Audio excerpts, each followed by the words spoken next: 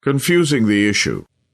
Many of the scriptures and arguments Luther marshals for support throughout bondage are irrelevant to the question of free will. Consider his reasoning from Romans 3. Here, Paul utters very thunderbolts against free will. First, the righteousness of God without the law, he says, is manifested. He distinguishes the righteousness of God from the righteousness of the law, because the righteousness of faith comes by grace without the works of the law. Verse 28. From all of this, it is very plain that the endeavor and effort of free will are simply null.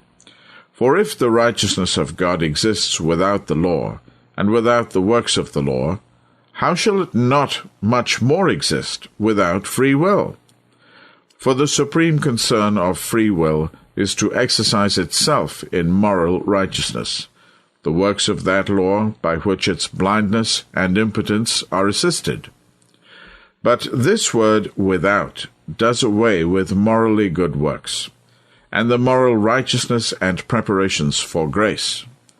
Imagine any power you can think of as belonging to free will, and Paul will still stand firm and say, "The righteousness of God exists without it." And what will the guardians of free will say to what follows? Being justified freely by his grace? How will endeavor and merit accord with freely given righteousness? The diatribe itself argued and expostulated throughout in this strain. If there is no freedom of will, what place is there for merit? If there is no place for merit, what place is there for reward? To what will it be ascribed if man is justified without merit? Paul here gives the answer. There is no such thing as merit at all, but all that are justified freely, and this is ascribed to nothing but the grace of God. On the contrary, that the righteousness of God exists without the law and without works has nothing to do with whether man has a free will or not. Of course, God's righteousness is independent of man's free will.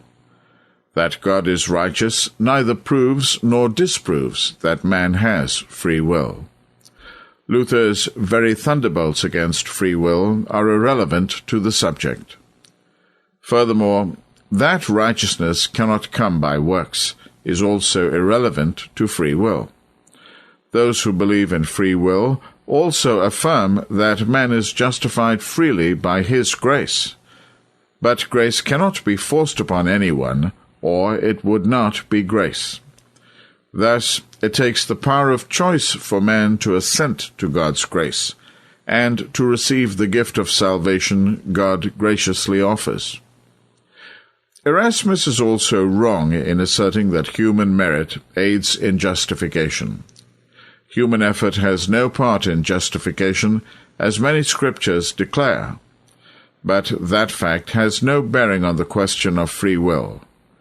This section is typical of the confused reasoning Luther engages in throughout this entire book that Packer and others praise as Luther's greatest treatise.